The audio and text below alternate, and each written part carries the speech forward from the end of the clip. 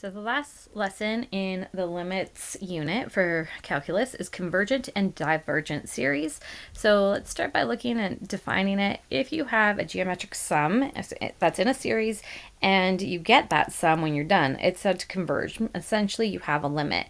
If you do have that, you can use a formula in a very simple form. Sum is going to equal your a, which is your first term, over 1 minus your r, and your r is like the factor between your terms.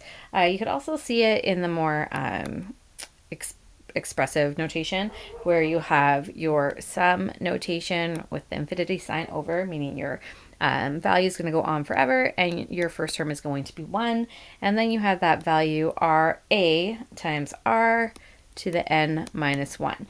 So either formula works, but I tend to use this first one when we're looking at that sum. Now, the other type of series you can have is if it is divergent. So if you look at your r term and that r term is equal or greater than 1, you are going to have a divergent series, meaning there is no sum. So let's take a look at this first example. So it's asking us to find the sum of, and then we are given all these terms. So what we want to do is first check your r term. So your r term, you want to just take your second term and divide it by your first term. So if I take my r term, negative 3 over 8 divided by 3 over 4, that's going to get me negative 1/2.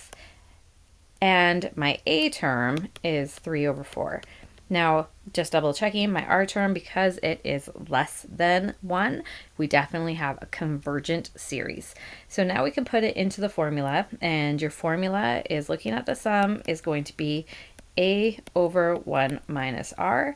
So we're looking at 3 over 4 divided by 1 minus your r term, which is negative 1/2.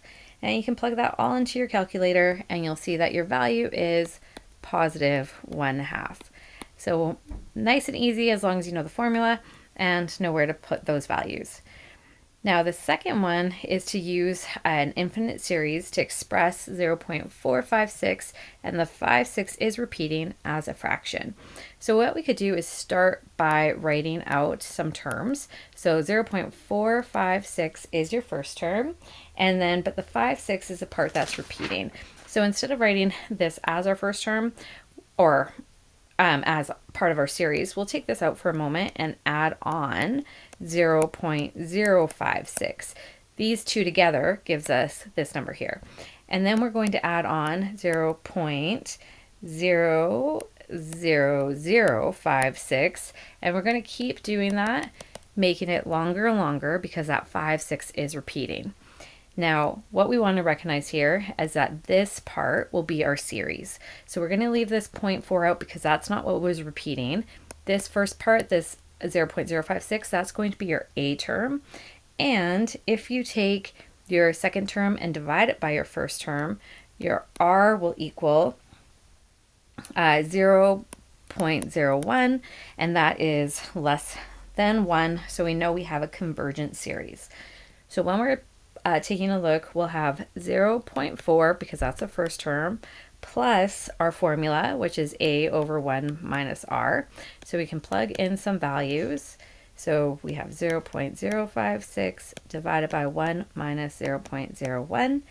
And we can put this all into our calculator, and we will see the value 226 over 495. Or you can do the math and write it all out. So that is our very quick lesson going over convergent and divergent theories. And up next, I will do the practice test from chapter 1, which is section 1.9 of the Calculus, a First Course textbook. And then I just want to remind you, if you are taking chemistry, please check out my channel and some of those other videos, including my website. Thank you for watching.